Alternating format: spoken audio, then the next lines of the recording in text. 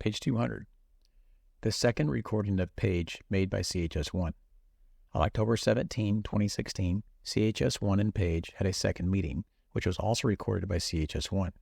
Regarding the allegation in the Steele reporting that Page had met with Sechin and Divyakin, Page expressly denied that he met with either one and described the reporting on the matter as lies planted by the media, by Senator Harry Reid and the Clinton campaign team in Brooklyn.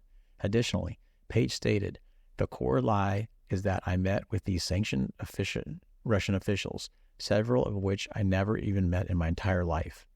Later in the conversation, Page also advised CHS-1 that Rosneft, Sechin's company, had denied that the meeting between Page and Sechin had taken place. Finally, Page referred to a story regarding an interview Trump campaign manager Kellyanne Conway conducted with CNN, during which, according to Page, she said that Page is not allowed to talk to the Russians. He was never authorized. In relating to this story, Page told CHS-1, "I told everyone in the campaign, I never actually talked to these people. So it's just kind of, complete lies." CHS-1 and Page also discussed Page's alleged meeting with Divyakin. Early in the meeting, neither Page nor CHS-1 could even recall Divyakin's name, with Page wondering whether he may have shaken the hand of some unknown person who may have been Divyakin after his speech at the New Economic School in Moscow in July 2016. With respect to Divyakin, the following exchange occurred. CHS-1, and there's another one who worked for Page. There's another guy. CHS-1, Putin? Page, I've never even heard of, he's like the inner circle. CHS-1, what's his name again? Page, I can't even remember. It's so outrageous. CHS-1, yeah, right. He's in the inner circle. He works in the Kremlin or something. Page 202. Page, but he's not someone, again, I was asking, I wanted to double check, I wanted to make sure that the graduation, I called up the people that were, when I was a commencement speaker, did I happen to shake hands with this guy? Like, this guy is just completely, they didn't even know of him because he's like, it's like, for example, a senior director on the NSC, right? They're not household names where, Later in the meeting, CHS-1, not Page, recalled Divyakin's name, and the following exchange took place in which Page denied even having heard of Divyakin. CHS-1, the guy that we were trying to think of earlier is Divyakin, or Devyankin, he's pronounced it wrong. Page, oh, yeah, right, yeah. I never heard of him until CHS-1. I never heard of him either. Page, the Russian guys at the university who are kind of ins and outs live in Moscow, right? CHS-1, they don't know him either, no? Page, hadn't heard of him, he's kind of, again, senior director on NSC. Later in the conversation, in response to an inquiry as to whether Page would be attending the upcoming presidential debate in Nevada, Page advised that he was taking a break from the campaign. When CH asked, "Oh, you're not in touch with the campaign?" Page responded, "I told them I needed to fight against these FBI investigations, and it's not appropriate for me to make statements. I'm not still officially affiliated with the campaign." At the end of the meeting, CHS-1 and Page discussed the possible establishment of a think tank to be located in London focused on Russian relations with the West, a topic they had briefly discussed in the first meeting. After telling CHS-1 that he liked the idea, Page said, "The only big question, obviously, like most things, funding for it." In response, CHS stated that, "I would imagine that you could probably find funds." Returning to the topic later, Page said, "Well, the only interesting question," CHS-1's name deleted, "on your point is, I don't want to say they'd be an open checkbook, but the Russians would definitely." At which time CH-1 interrupted, saying they would fund it. Page then responded, Page 203. A few hours after this meeting, Supervisory Special Agent 1 contacted Stroke to provide a summary of it, which Supervisory Special Agent 1 had received from Case Agent 1. In that exchange, Supervisory Special Agent 1 informed Stroke that Page, quote, did not deny knowing Sechin and outright denied knowing Divyakin. As an initial matter, Page denied meeting with either Sechin or Divyakin, the actual allegations set forth in the Steele report and contained in the initial Page FISA. Supervisory Special Agent 1, however, accurately relayed Page's outright denial that he knew Divyakin. Minutes later, Supervisory Special Agent 1 cut and pasted a message to Stroke and sent it to both Brian Otten and Section Chief Moffa. Thus, as of October 17, 2016, a principal source of information for the FISA, Case Agent 1, the two most senior analysts in Crossfire Hurricane, Moffa and Otten, and the Deputy Assistant Director of the Counterintelligence Division, Stroke, were all made aware of the fact that Page explicitly denied knowing Devyekin and should have been made aware that Page denied meeting with either individual. Nevertheless, Page's exculpatory statements were not included in the initial FISA application, signed just 4 days later. Crossfire Hurricane investigators submit the initial FISA application on October 21, 2016. On October 21, 2016, 4 days after the second recorded meeting with Page, the department submitted its initial Page FISA application to the FISC, which the court granted that same day. Unbeknownst to the court at the time, the application contained numerous significant defects, many of which were identified by the OIG. In support of the application, the FBI made several assertions that directly conflicted with the explicit statements made by Page in the two recorded conversations with CHS-1. One such assertion was the FBI's assessment that Page was still likely involved with the Trump campaign, despite the fact that Page told CHS-1 that he was taking a break from the campaign. Campaign officials by then had publicly distanced themselves from Page and his purported contact with the Russians, and the campaign manager had publicly stated that Page was not part of the campaign she was running. The FISA application attributed this assessment to the fact that because Page was one of the campaign's first foreign policy advisors and in established relationships with other members of the campaign, this would enable him to have continued access to these advisors, and he would attempt to exert influence on foreign policy matters regardless of any former role he played in the campaign. Page 204. This assertion was unsupported by actual evidence that such continued involvement in the campaign was occurring. Additionally, notwithstanding Page's explicit denials to CHS-1 and Director Comey of meeting with either Sechin or Devyekin in July 2016, an uncorroborated claim that had been included in the Steele reports and publicized in the Yahoo News article, the FISA application mischaracterized or misrepresented Page's words and actions regarding this subject matter. In particular, the FISA application stated that during his meeting with CHS, quote, Page did not provide any specific details to refute, dispel, or clarify the media reporting, and he made vague statements that minimized his activities, end quote. This assertion, however, seriously misrepresents Page's recorded statements set forth above. Finally, even though Page told CHS-1 that he was taking a break from the Trump campaign, the FISA application implies that the opposite was true. It said of Page's discussion on October 17th. During this meeting with CHS-1, Page said that he was no longer officially affiliated with Trump's campaign, but added that he may be appearing in a television interview within the next week when he travels to the United Kingdom. According to Page, the interview will be discussing the potential change in U.S. foreign policy as it pertains to Russia and Syria if Trump wins the election. Accordingly, although Page claimed that he is no longer officially affiliated with the campaign, the FBI assesses that Page continues to coordinate with the Russian government and perhaps others in efforts to influence the U.S. presidential election. Footnote 1229. The initial FISA application on Page contained numerous assessments similar to the aforementioned statements, which, whether correct or incorrect, conflicted with Page's explicit statements. Footnote 1230. In Crime in Progress, authors Glenn Simpson and Peter Fritsch, owners of the investigative firm Fusion GPS, that hired Christopher Steele to investigate Trump's relationships in Russia, write about a series of background interviews they arranged with selected journalists, including Michael Isikoff, for Steele to share the results of his research. Simpson and Fritsch wrote that the information provided by Steele was only to be attributed to a, quote, former senior Western intelligence official. The Isikoff article, however, identified the person providing the information as a, quote, Western intelligence source. Steele also admitted in an interview with Special Counsel Mueller's office that he had provided information to the American media specifically to Mother Jones. Finally, Steele admitted in testimony given in a civil suit filed in the United Kingdom that in September he and Glenn Simpson had meetings in Washington, D.C. with a number of journalists and shared his information with them. Page 205. The Crossfire Hurricane personnel assessed, without citing any particular fact or explaining the basis for the assessment, that this discussion of a possible television interview was somehow evidence that Page was continuing to coordinate with the Russian government and perhaps others in an effort to influence the U.S. presidential election. In support, the application asserted that Page's discussion with CHS-1 during their October 17, 2016 meeting about the possibility of him, Page, doing an interview with a British television personality on the implications of a Trump campaign victory on the relationship of the United States with Russia and Syria belied his statement to the CHS-1 that he was taking a break from the campaign.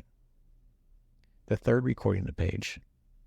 Approximately 2 months after the initial Page FISA surveillance warrant was authorized, Page and CHS-1 had a third meeting on December 15, 2016. The meeting covered a number of topics.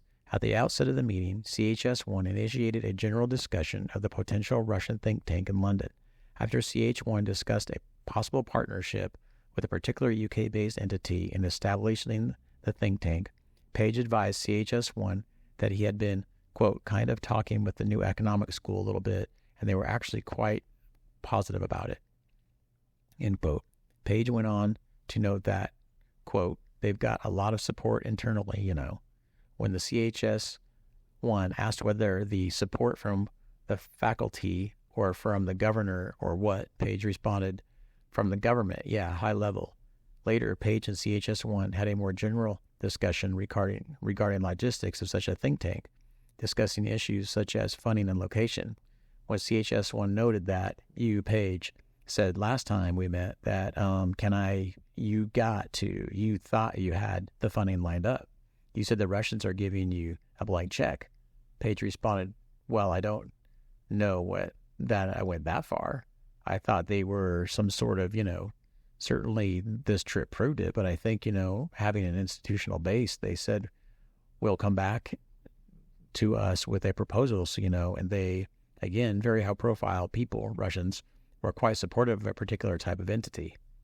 Nevertheless, Page later noted during the conversation that some people have warned me, be careful with having too much Russian connection for obvious reasons.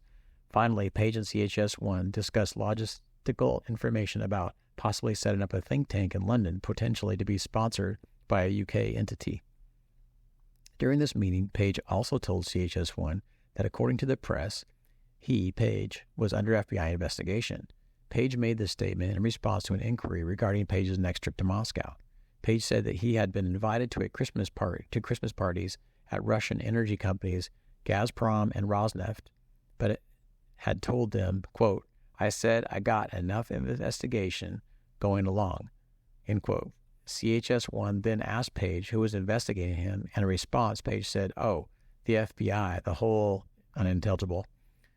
Well, that's what the press says. No one has contacted me. Page 206. CHS-1's misrepresentation to Crossfire Hurricane investigators of her conversation with Page regarding Page's alleged meeting with Sechin. Approximately 1 week after the December 15 meeting between Page and CHS-1, Case Agent 1 had a link message exchange with Supervisory Special Agent 1. Case Agent 1 advised Supervisory Special Agent 1 that CHS-1 had reached out to him, Case Agent 1, that day, had advised that Case Agent 1 that CHS-1 had just remembered that Page had told CHS-1 that he, Page, had met with Sechin on Page's most recent trip to Russia. When Supervisory Special Agent 1 expressed what appeared to be skepticism about CHS-1's claim, Case Agent 1 responded that CHS-1 stated that she had remembered Page's statements after reading Sechin's name in the paper. In a leak exchange 2 days later with the Crossfire Hurricane Analyst 1, Case Agent 1 advised that Analyst 1 that he was trying to determine when Page advised CHS-1 of this purported meeting, while also expressing skepticism that such a meeting had occurred. Case Agent 1 speculated with Analyst 1 that Page may exaggerate things about his meetings. Analyst 1 concurred with Case Agent 1, additionally speculating that there would be no benefit for Sechin in meeting with Page. Nonetheless, neither Case Agent 1 nor Analyst 1 appeared to have considered the possibility that exaggeration regarding the purported Page-Sechin meeting may have come not from Page but rather from CHS-1. whose account of the statement by Page, at least according to Case Agent 1, easily could have been corroborated or disproven by simply listening to the December 15, 2016 recording of the conversation. This was an especially important point for investigators to resolve, since, as mentioned above, during his October 17, 2016 meeting with CHS-1, Page had explicitly denied having met with Sechin in July 2016. If it were true that Page had now told CHS-1 that Page had met with Sechin during his most recent trip to Moscow, such information would have been significant in bolstering suspicions about Page and his relationship with the Russians, and also arguably would have given more credibility to the earlier Steele report assertion that Page had met with Sechin in July 2016. Page 207. A review of the December 2015 recorded meeting clearly shows, however, that Page made no such statement to CHS-1. Although there was brief discussion by the two about Secretary of State nominee Rex Tillerson's relationship with Sechin, and the accusation made by Senator Harry Reid that Page had purportedly met with Sechin, which is referenced in a recent Washington Post columnist by Josh Rogan. Page never advised CHS-1 that he had met with Sechin on a recent post-election trip to Russia. As noted above, Supervisory Special Agent 1 told Case Agent 1 that they needed to listen to audio of the recording. In fact, the Crossfire Hurricane investigators listened to the recording. They either missed this fact or elected not to make it known to the OI lawyers with whom they were working on the Page FISA applications. In either event, CHS-1's misstatement of an important fact was significant, and that information provided by the FBI to the FBI by CHS-1, again, according to Case Agent 1, regarding his conversations with Page, was used in all four of the Page FISA applications. The first renewal of the Page FISA warrant surveillance order. Less than a month after the third recorded meeting between Page and CHS-1, the FBI received authorization from the FISC to continue its surveillance of Page for an additional 90 days. The renewal application, like the application to initiate the surveillance, included misrepresentations and mischaracterizations of the recorded conversations. Additionally, the same errors that were contained in the first FISA application were repeated in the renewal application. As noted in the OIG review, the failure to correct these errors in the first FISA renewal application was repeated in the second and third renewal applications. Specifically, the OIG noted that the first renewal application omitted information the FBI had received from persons who previously had professional interactions with Steele and who in part questioned both his judgment and his pursuit of individuals' political risk. But no intelligence value. Moreover, as noted later in the OIG review, another significant error in the renewal applications was the omissions of a recorded statement made to a second FBI CHS-2, by Papadopoulos. In that recorded conversation, Papadopoulos expressly denied any knowledge of the Trump campaign's involvement in the circumstances surrounding the hack of the DNC computers. In addition to those defects, the first renewal application included mischaracterizations about the details of December 5, 2016 meeting between Page and CHS-1. In particular, it mischaracterized the nature of their discussions concerning the creation of a potential think tank focusing on the relations with the West. Page 208. An objective reading of the transcript and review of the recordings of the two conversations between Page and CHS-1 on this subject in both the October 17, 2016 meeting and the December 15, 2016 meeting reflect that, although the two engaged in a general discussion about the possibility of establishing such an entity, neither discussed the specific details that would be required for such a project to move forward. Furthermore, although they generally discussed the possible location of the think tank and possible sources of funding, the renewal application asserted that, according to more recent reporting from CHS-1, in the December meeting, CHS-1 asked Page for additional information regarding the financials for the proposed think tank. According to CH1, Page initially attempted to distance the think tank from Russian funding. When CHS-1 reminded Page of his previous statement regarding the open checkbook, Page did not refute his previous comment and provided some reassurances to CHS-1 about the likelihood of Russian financial support. That assertion, based on the language in the applications, perhaps was premised on information provided to the Crossfire Hurricane investigators by CHS-1 rather than the actual words spoken by Page as captured in CHS-1's recordings of the meeting. As provided to the FIC, however, the assertion is an inaccurate representation of the conversation. As noted above, when CHS-1 stated to Page, quote, "You said the Russians are giving you a blank check," end quote. Page immediately responded, well, I don't know that I went that far. I thought there were some support, end quote. The actual language used by Page is inconsistent with CHS-1's assertion to Page that Page had promised a blank check by Russians. The assertion in the FISA application was at minimum incomplete. The first renewal application also stated that the FBI assessed that Page's attempts to downplay Russian funding may have been an attempt by him to soften his connection to Russia, or, alternatively, may have been the result of an instruction from the Russians not to discuss any possible Russian financial involvement. There is nothing in the actual conversation between the two men, however, that would give rise to such an assessment. A fair and objective reading of the actual conversation indicates that the source of funding, if any, by the Russians was undetermined, and, as also noted above, according to Page's subject to Page submitting a written proposal. And, as previously noted, during this discussion with CHS-1, Page also mentioned that some people have warned me, be careful with having too much Russian connections for obvious reasons. Instead of including Page's verbatim statements regarding Russian funding in the application, FISA application makes assertions about funding that are at odds with what Page actually told CHS-1 as reflected in the recording of the meetings. Moreover, the renewal application was submitted to the FISC only 3 weeks after Case Agent 1's conversations with Supervisory Special Agent 1 and Analyst 1 regarding CHS-1's misstatements that Page had advised CHS-1 that he, Page, had met with Sechin during a post-election trip to Russia. Page 209.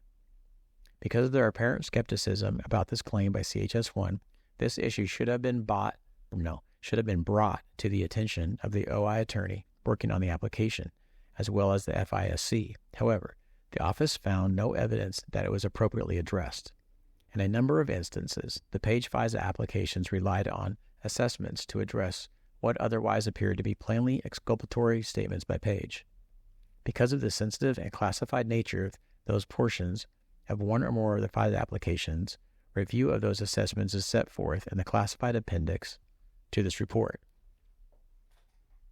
The fourth recording of Page made by CHS-1, January 25, 2017.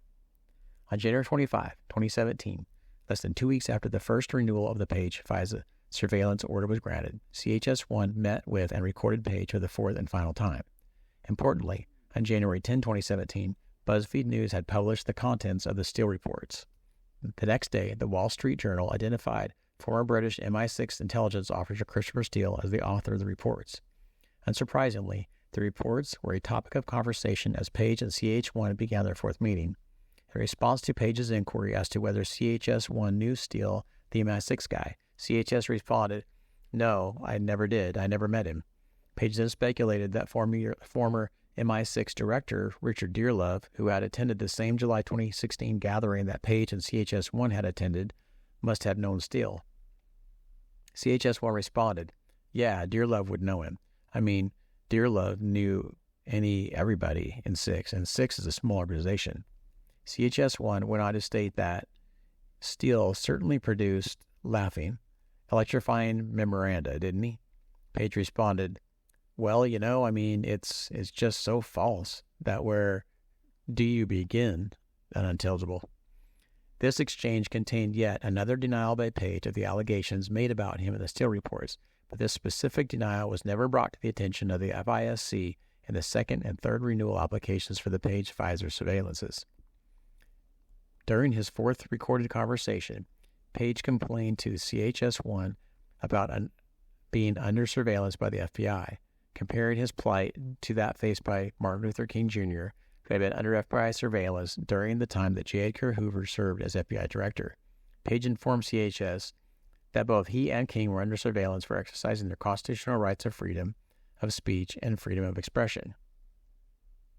Later, CHS-1 again turned the conversation to a discussion of the establishment of the possible think tank focused on relations between Russia and the West and the finance relating to such an endeavor.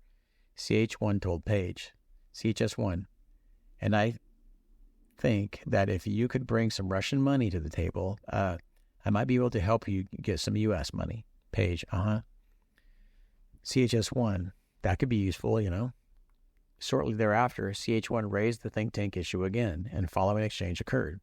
CHS-1, "I think the real issue you have to deal with is the decision whether you want to create a think tank. And, once you make that decision, then we could talk about money and personnel, but you should take your time and think carefully. Page. Well, here's the problem with taking the time, and this is why I'm kind of anxious, and this is my conversation about last month in Moscow. The momentum is building, the Cold War sort of.